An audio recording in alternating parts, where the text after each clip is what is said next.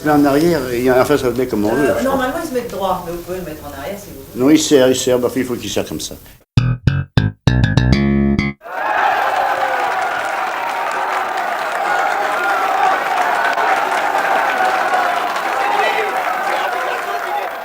Je ne connais pas du tout l'histoire. Mais enfin, c'est un personnage qui est très drôle, très amusant à voir. Vous ne connaissez pas l'histoire? Ah si, je connais l'histoire. Comment l'histoire? Ah non, l'histoire des rabbis. Cette histoire de Rabbi, inventée par Gérard Houry, sera l'une des productions françaises les plus importantes de l'année.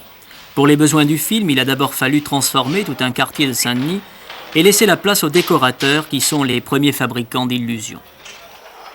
Pour imiter la pierre, maintenant, c'est n'importe quel matériau et ensuite, c'est le talent des camarades ici présents qu'on appelle peintres décorateurs et qui, eux, partant de n'importe quel matériau, font les imitations les plus invraisemblables.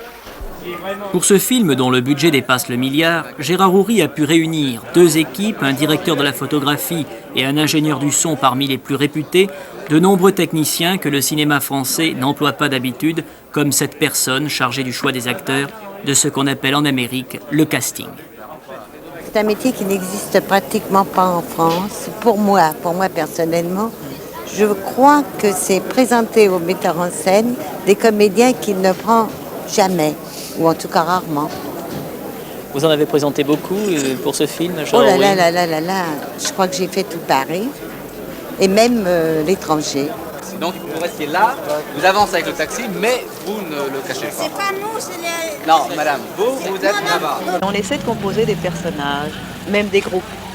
Par exemple, dans ce film, il y a un groupe d'Arabes, d'Arabes, oui. Et on choisit une couleur. J'ai choisi une couleur, une gamme de coloris, en restant dans des camailleux de beige et de brun. Pour qu'on trouve toujours les mêmes personnages, on les retrouve grâce à la couleur. Et ce chapeau, c'est un Stremel, c'est pour de Funès. Il est trop grand encore?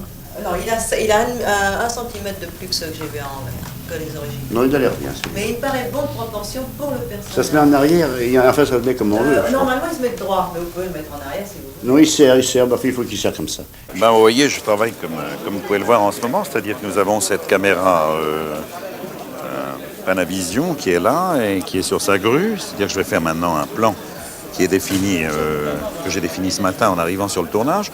Et puis alors en même temps, j'ai 2 autres appareils qui virevoltent autour de mes scènes et qui font, si vous voulez, un certain nombre de plans tout à fait improvisés. Et au montage, on mélange ces différents plans avec des conceptions différentes et ça donne de très bons résultats. J'avais déjà fait pour La Folie des Grandeurs et j'ai perfectionné un peu le système pour ce film-là. Donnez-moi des oranges. Des oranges. Alors, attention, chut, s'il vous plaît. Alors là, dès que tu as donné cette corbeille, donne la corbeille à l'intérieur, prends-la, Claude Giraud. Prends-la, bon. Alors, je remercie. Merci. Merci. Enfin, oui, merci. Passe-le à l'intérieur. Donne-le, oui. C'est toujours le metteur en scène, bien entendu, qui reste le maître d'œuvre, qui reste le patron de son film, mais avec lui, on s'entend pour savoir quelle est la nature de la photographie que l'on va donner. L'art du chef opérateur, d'une part, c'est de faire une continuité dans une séquence pour les atmosphères, et d'autre part, d'éclairer les vedettes toujours sous un jour favorable. À combien tu es à la fin? Quelqu'un sur la saison qui approche combien à la fin? 80. Moi, je peux pas. Les Inuits, c'était rectangulaire, je n'avais jamais vu ça.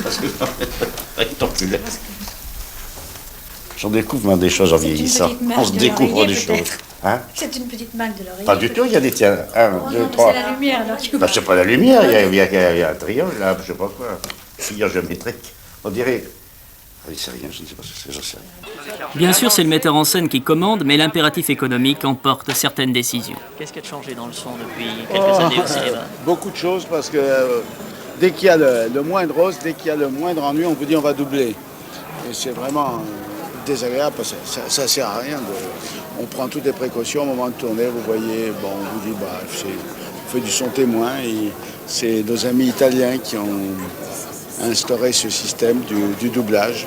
Quel est l'avantage du Aucun. doublage? Aucun. Mais est-ce qu'il n'y a pas des qualités de son qu'on ne peut obtenir qu'en studio et qui sont peut-être meilleures que des sons directs? Je ne crois pas, pas du tout. Pas du tout. Vous qui êtes des actualistes, vous ne devriez pas dire ça. Vous devriez penser qu'il y a une vérité, une chaleur, et puis il y a un état de grâce qui existe dans l'extérieur. Bon, vous voyez, on va tourner. Voilà, on va s'y mettre. Voilà, on y va.